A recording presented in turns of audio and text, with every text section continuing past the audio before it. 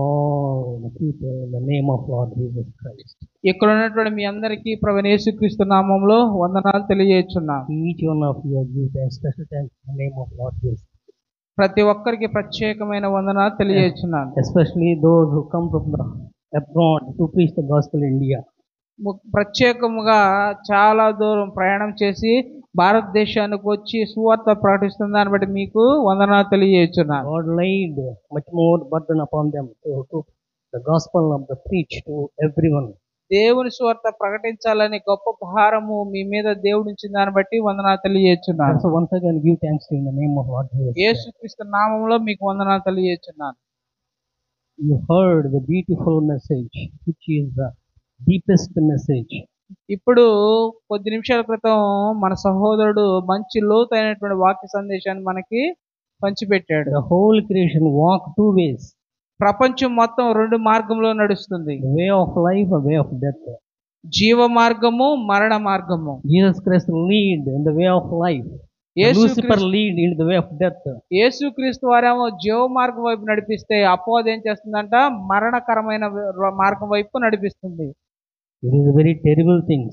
అది చాలా చాలా భయంకరమైనటువంటి విషయము. So we must walk in the way of Lord Jesus Christ with by hand of Lord Jesus Christ. యేసుక్రీస్తు వారి చేతులు పట్టుకొని, మార్షా ఏ విధంగా నా చేయి పట్టుకొని ఇట్లా నడుస్తుందో మనం కూడా యేసు చేయి పట్టుకొని ఇట్లా జీవ మార్గంలోకి నడుచుకుంటూ వెళ్ళాలి. When you fell down, God lead up.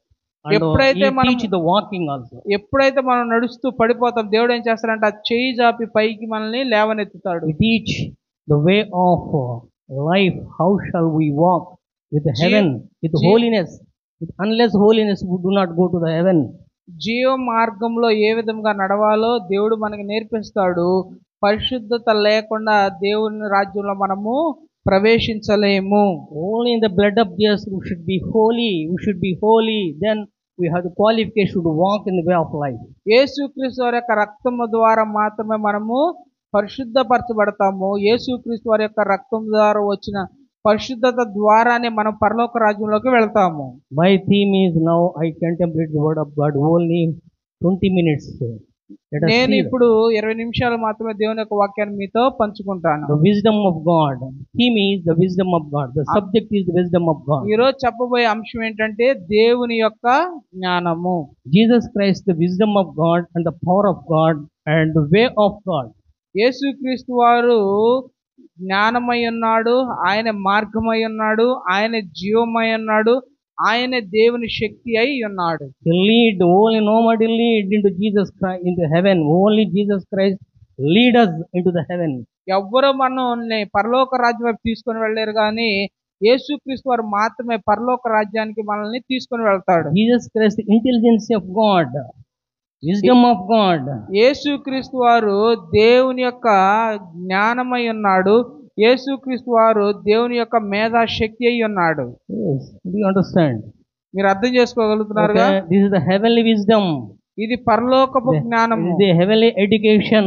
పరలోకపు జ్ఞానము, పరలోకపు చదువు. Not earthly education. ఇది లోక సంబంధమైనటువంటి చదువు కాదు. Not only children, but every pastor, every angel, evangelist, every believer must have the wisdom of God. పిల్లలు మాత్రమే కాదు, కానీ ప్రతి దైవ సేవకుడు, ప్రతి దైవ సేవకురాండ్లు, ప్రతి ఒక్కరూ దేవుని యొక్క జ్ఞానాన్ని కలిగి ఉండాలి. Read the scripture every day, then you get the good wisdom of God, intelligence of God. ఎప్పుడైతే మనము దేవుని యొక్క పరిశుద్ధ గ్రంథాన్ని చదువుతామో అప్పుడు మనం ఏం వస్తుందంట, జ్ఞానం అనేది వస్తుంది. Yes, it will be useful to you in the future. అది మనకి భవిష్యత్తులో ఉపయోగపడుతుంది. Solomon is the asked God, give the wisdom. సొలొమోను దేవుని అడిగాడు, ఏమని అడిగాడు? అయ్యా నాకు జ్ఞానాన్ని ఇవ్వయ్యా అని అడిగాడు. I have no understand administration the people of Israel. నా యొక్క ఇశ్రాయేలు జనాంగాన్ని పరిపాలించడం నాకు తెలియదయ్యా, ముందర నాకు జ్ఞానం ఇయ్యా అని దేవుని అడిగాడు. Wisdom, give the wisdom. అప్పుడు అతను జ్ఞానాన్ని పొందుకున్నాడు. Sufficient wisdom. చాలినంత జ్ఞానాన్ని, more than 100 wisdom.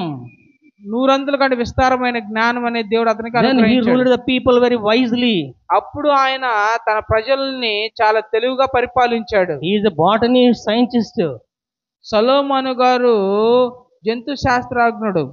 He is also study about the astronomy. అతడు ఖగోళ శాస్త్రాన్ని గురించి కూడా చదివాడు. He studied about the geography matter. ఆయన వృక్ష శాస్త్రం గురించి కానీ చదివాడు. Everything he learned. ఆయన ప్రతిదీ నేర్చుకున్నాడు. No one like him upon this world, before him and after him. సొలొమోనుకు ముందు గాని సొలొమోను తర్వాత గాని అంతటి మేధాశక్తి గలవారు ఎవరు ఈ ప్రపంచంలో లేరు. Let us contemplate the one word, one sentence, that is the tree of life. We also write about the tree of life. తర్వాత అతను దేని గురించి రాశాడు? జీవ వృక్షాన్ని గురించి రాశాడు. Yes, he wrote so many books. ఆయన చాలా పుస్తకాలు రాశాడు. He studied so many things. చాలా విషయాలు చదివాడు. He learned so many heavenly things and earthly things. అతడు పరలోక సంబంధమైన విషయాలు, భూలోక సంబంధమైన విషయాలు నేర్చుకున్నాడు. But he learned only concentrated the which is called the tree of life, which is planted in the heaven, which is planted in the garden of Eden. ఏదెను వనములో నాటబడినటువంటి మంచి తెలివినిచ్చు జీవవృక్షాన్ని గురించి అతడు చదువుకున్నాడు, స్టడీ చేశాడు. He studied depthly. చాలా లోతుగా పరిశోధన చేశాడు. He wept for it. అతడు దాని కోసం ఏడ్చి అడిగాడు, అయ్యా దాని గురించి నాకు బయలుపరచయ్యా అని. I have no understanding. అయ్యా నాకు అర్థం చేసుకునే జ్ఞానం I లేదు. have no knowledge. I have no knowledge. నాకు తెలివి లేదయ్యా. Give me knowledge that to learn the tree of life which is planted the Eden. ఏదైనా వనంలో నాటబడిన జీవవృక్షం గురించి జ్ఞానం నాకు ఇయ్యని అడిగాడు. Then God revealed it. దేవుడు అది అతనికి బయలుపరిచాడు. He understood about the tree of life. అతడు జీవవృక్షాన్ని గురించి అర్థం చేసుకున్నాడు. Let us open the book of book of Proverbs chapter 3 and verse 3. సామెతల గ్రంథము 3వ అధ్యాయము 3వ వచనం చదువుకుందాం. Let us see. చూద్దాం. Proverbs chapter 3 and verse 13. దయను సత్యమును chapter 3 and 13. సామెతల 3:13. జ్ఞానము సంపాదించువాడు ధన్యుడు, వివేచన కలిగిన నరుడు ధన్యుడు. What did you say? ఇక్కడ ఏమని చెప్పాడు? Unless wisdom, no one can live in this world. జ్ఞానము లేకుండా ఎవరు ఈ భూలోకంలో నివసించలేరు. Where is the wisdom of God? దేవుని జ్ఞానం ఎక్కడ ఉన్నది? Wisdom of God is in the scripture, holy scripture. దేవుని యొక్క లేఖనంలో ఆయన యొక్క జ్ఞానం ఉన్నది. Yesterday I suffered with teeth pain. నిన్న నేను పంటి నొప్పితో బాధపడ్డాను. That day I did not read the scripture. ఆ రోజు నేను బైబిల్ చదవలేకపోయాను. My mind is distracted. నా మైండ్ డిస్ట్రాక్ట్ అయింది. Not only my mind, my wife also suffered for me. నా యొక్క మైండ్ మాత్రమే కాదు, నా భార్య కూడా బాధపడింది. She wept especially for you did not read the scripture. I suffered very much, she said to me. ఆమె చెప్పింది నువ్వు బైబిల్ చదవలేదు, నీ వల్ల నాకు శోధన వచ్చింది, నువ్వు ఎందుకు బైబిల్ చదవటం? So that by any means should not delay the scripture read. ఏదేమైనప్పటికీ బైబిల్ చదవటం అనేది ఎవరు ఆపకూడదు. That is my spiritual food. అది ఆత్మీయ ఆహారం. That is my spiritual drink. ఎందుకంటే దేవుని యొక్క బైబిల్ అనేది మనకి ఆత్మీయ ఆహారమును ఆత్మీయ పానమునై ఉన్నది. Unless Bible I do not stay here, I do not live here. Bible లేకుండా మనం ఏది చేయలేదు. Bible reading is the scripture aspiration, reaspiration to myself. Bible చదవటం అనేది నాకు ఉచ్ఛ్వాస సుశ్వాస క్రియ ఉన్నది. Not only my son, not only me, but also my son Vijay Vikram Maharshi. నేను మాత్రమే కాదు కానీ నా కుటుంబము, నా పిల్లలు, నా మనవళ్ళు, మనవరాళ్ళు, మా కోడళ్ళు అందరూ కూడా బైబిల్ చదవటం అనేది మనకు ఒక గొప్ప బాధ్యత ఉన్నది. So that God led us here, only foundation of that foundation. దేవుడు మనల్ని ఆ బైబిల్ అనే వాక్యం అనే పునాది మీద మనల్ని నడిపిస్తాడు. That means wisdom of God is there in the scripture. దానికి అర్థం ఏంటంటే దేవుని యొక్క జ్ఞానం బైబిల్లో ఉన్నది. జ్ఞానము సంపాదించువాడు ధన్యుడు. The man is blessed. The blessing is coming as long as you read the scripture. ఎవరైతే బైబిల్ చదువుతా ఉంటారో వాళ్ళు ధన్యులు. Yes, the wisdom of God transferred the tree of life, chapter 18 verse 18. Read the scripture, Proverbs chapter 3 and verse 18. దాన్ని నవలంబించు వానికి అది జీవవృక్షమై ఉన్నది. Read once again. దాన్ని పట్టుకోని వారందరూ ధన్యులు. Wisdom of God is transferred, is modified as the tree of life. దేవుని యొక్క జ్ఞానము ఎవరైతే చదువుతారో ఆ జ్ఞానం ఏమవుతుందంట? జీవ వృక్షముగా మారిపోతుంది. Indeed, it is in the Garden of Eden. వాస్తవానికి ఏదైనా తోటలో ఉన్నటువంటి జీవ వృక్షము ఎప్పుడైతే బైబిల్ చదువుతారో అదేమవుతుందంట, It is జీవ because వృక్షముగా మారుతుంది. what is it? It became the tree of life.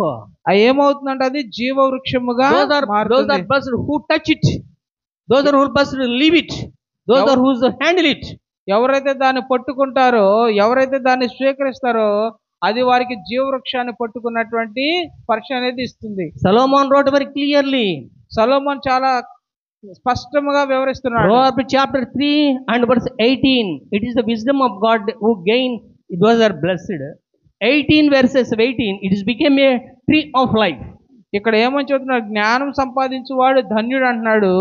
ఎవరైతే దేవుని యొక్క జ్ఞానాన్ని అంటే బైబిల్ని చదవటం ప్రాక్టీస్ చేస్తారో వాళ్ళకి అది ఎట్లా ఉంటుందంట, జీవ వృక్షముగా ఉంటుంది. Indeed, the tree of life is my home, my church, my safest congregation. నిజముగా జీవ వృక్షం అనేది ఎక్కడ ఉంది? నా సంఘములో ఉన్నది, నా యొక్క కుటుంబంలో ఉన్నది. And safest congregation also. Corner fringe congregation లో కూడా, సంఘంలో కూడా ఉన్నది. Because they read the scripture. Unless the scripture, they do not hear. I observed them when they came to hear. Everything you mentioned, the touch of the word of God.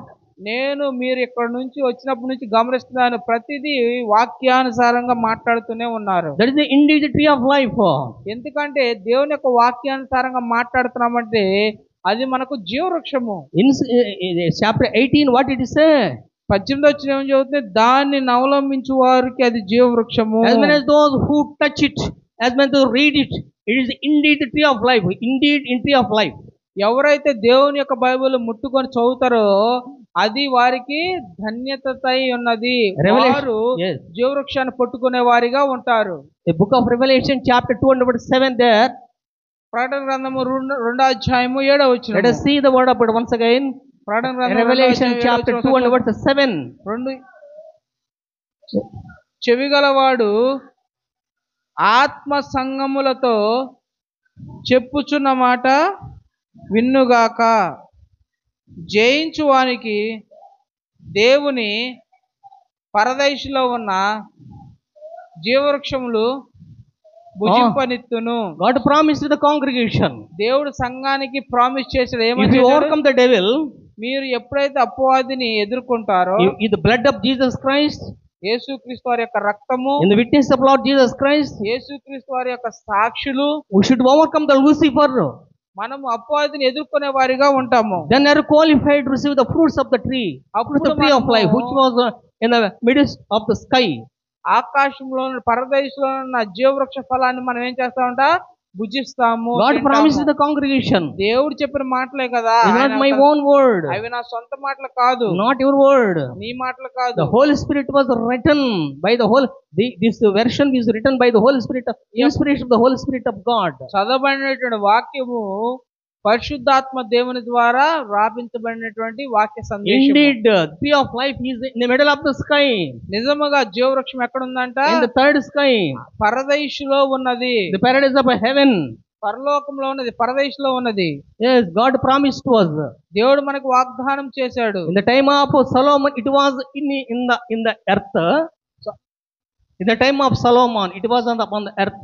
సొలొమోను యొక్క కాలంలో అది భూమి మీద ఉన్నది. In the time of first man Adam and his wife, it is in the Garden of Eden. మొదటి మానవుడు ఆదాము అవ్వగారు ఉన్నప్పుడు అప్పుడు ఉంది ఏదైనా తోటలో ఉన్నది. Now it is being in the third sky, which is called, which is reserved, which is planted, the tree of life in heaven. తర్వాత అది ఎక్కడ ఉంది? మూడో ఆకాశం పరదేశంలో ఉన్నది. Do you know its fruits?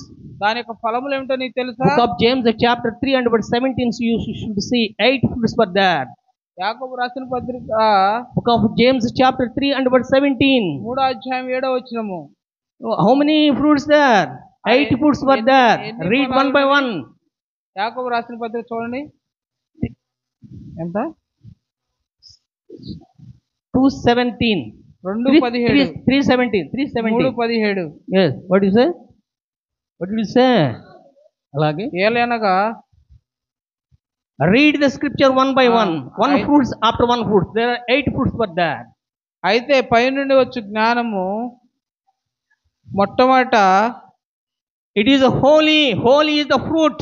మొట్టమొదటిది పవిత్రమైనది, It is make a peace. సమాధానకరమైనది, The valuable thing. విలువైనది, It is the smooth. It is submitted only the word of God, not to sin. సులభముగా లోబడినది, It is submitted only the word of God, not the willingness of the own willingness. అది It దేవుని యొక్క- always submitted the which is the word, which is the willingness of God, that is submitted. అది దేవుని యొక్క వాక్యానికి మాత్రమే లోబడుతుంది, దేవుని యొక్క ప్రేమకు మాత్రమే లోబడుతుంది. Yes. Read the scripture. Read. తర్వాత It is a merciful. అది కనికరము గలది, It's good to మంచి fruits. ఫలముతోను, It is good to fruits. There is పక్షపాతమైన, no partiality. There is no partiality. వేషధారణయు లేనిదై ఉన్నది. There is no hypocrisy and what is that? Last one? వేషధారణ లేనిది. There is no hypocrisy. 8 fruits were there. It was 20 of 30-fold, 100-fold, 100-fold harvest were there in the tree of life. జీవవృక్షం దగ్గర 30 60 100 100 విస్తారమైన ఈ పళ్ళు అనేవి ఉన్నవి. As soon as you leave this world, ఈ లోకంలో మనము విడిచినంతసేపు you will go to the paradise of God. మనం ఎప్పుడైతే దేవుని యొక్క పరదేశంలోకి వెళతామో You will eat the fruits of the tree of life. అప్పుడు నీవు జీవవృక్ష ఫలాలని భుజిస్తావు. How many fruits? ఎన్ని ఫలాలు? 8 fruits. 8 ఫలాలు. 8 is the symbol of the salvation. 8 అనేది రక్షణకు గుర్తు. So, unless salvation, you do not have the fruit. రక్షణ లేకుండా ఆ ఫలములు అనేవి నీవు పొందలేవు. First, you must accept Jesus Christ, the personal Savior. You must take the baptism. You must write your name in the book of life. Then you are qualified to receive the fruits of tree of life, which is planted third heaven in the heaven. యేసుక్రీస్తు అనే వ్యక్తిగత రక్షకుడుగా అంగీకరించాలి. నీవు ఆయన యొక్క Bible చదవాలి. ఆ బైబిల్ చదవటం ద్వారా జీవవృక్ష ఫలాలను నీవు భుజిస్తావు. Let us close our eyes, pray to God. కళ్ళు మూసినట్టయితే ప్రార్థన చేద్దాం. Father in heaven, thank the name of Lord Jesus. పరలోకమందున తండ్రి నీకు వందనాలు తెలియజేస్తున్నాం You ప్రభువా. planted tree of life in the third heaven. మూడో ఆకాశంలో నీవు జీవవృక్ష నాటావు ప్రభువా. We must have thirsty, hungry for this world. ఆ జీవవృక్ష ఫలాల కొరకు మేము ఆకలి దప్పులు కలిగి ఉన్నాం తండ్రి. As many as those who do not have the Jesus Christ, the personal Savior, they disqualified. No, don't. You do not likewise in this world. ఎవరైతే యేసుక్రీస్తు వారిని అంగీకరించారో ఆ ఫలములు వారికి చెందవు ప్రభువా. Now we must ఆ ఫలాలు వారు పొందుకునే వారిగా చేయమని అడుగుతున్నాం తండ్రి. In Jesus' mighty precious name we pray. యేసుక్రీస్తు వారి మహిమ గల శక్తి గల నామములో ప్రార్థన చేసి అడిగి వేడుకున్నాం తండ్రి. Amen. ఆమేన్.